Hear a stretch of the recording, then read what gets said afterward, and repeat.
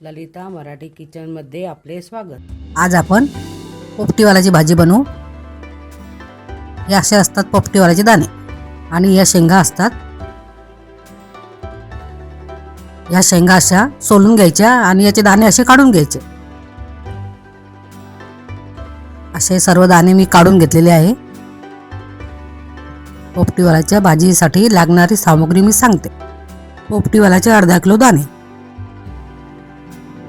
अद्रकचे चिरलेले काप, 10-12 पाकळ्या लसूण, सुक्या खोबऱ्याचे काप, चिरलेले 4 टमाटे, गरजेनुसार कोथिंबीर, मोठा चिरून घेतलेला कांदा, काश्मीरी लाल मिरची पावडर, मिरेपूड, चवीपुरते मीठ, जिरे 1 चमचा, धने पावडर, गरम मसाला, लाल मिरची पावडर, हळद। आता आपण थोड्याशा तेलात कांदा भाजून घेऊ। आता आपण त्याच कांद्यामध्ये लसूण सुद्धा भाजून घेऊ। आता खोबऱ्याचे काप सुद्धा भाजून घेऊ।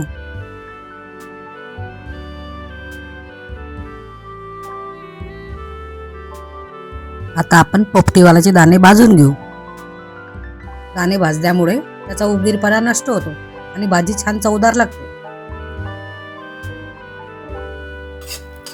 आता आपण जिरे, कापलेला अद्रक आणि भाजून घेतलेला मसाला मिक्सरमध्ये टाकून वाटून घेऊ। कढई गरम झालेली आहे। आता 1 कढई तेल घालू। गरम तेलामध्ये वाटलेला मसाला घालू। मसाला छान परतून घेऊ। काश्मीरी मिरची पावडर 1 चमचा, लाल तिखट मिरची पावडर 1 चमचा, गरम मसाला 1 चमचा, धने पावडर 2 चमचे, हळद अर्धा चमचा, मिरेपूड पाव चमचा। हा सर्व मसाला आता आपण छान परतून घेऊ। मसाला शिजण्यासाठी थोडं पाणी घालू आणि मसाला छान परतून घेऊ।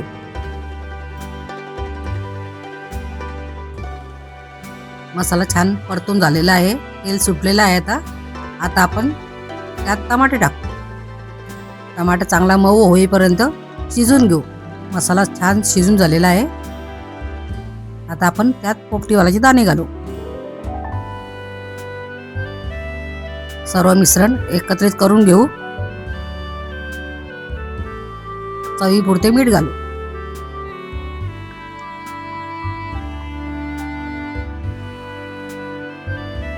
आता आपण 1.5 ग्लास पाणी घालू।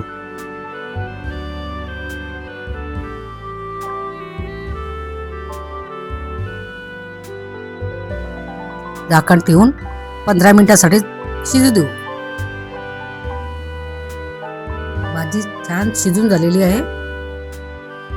आता आपण कोथिंबीर घालू।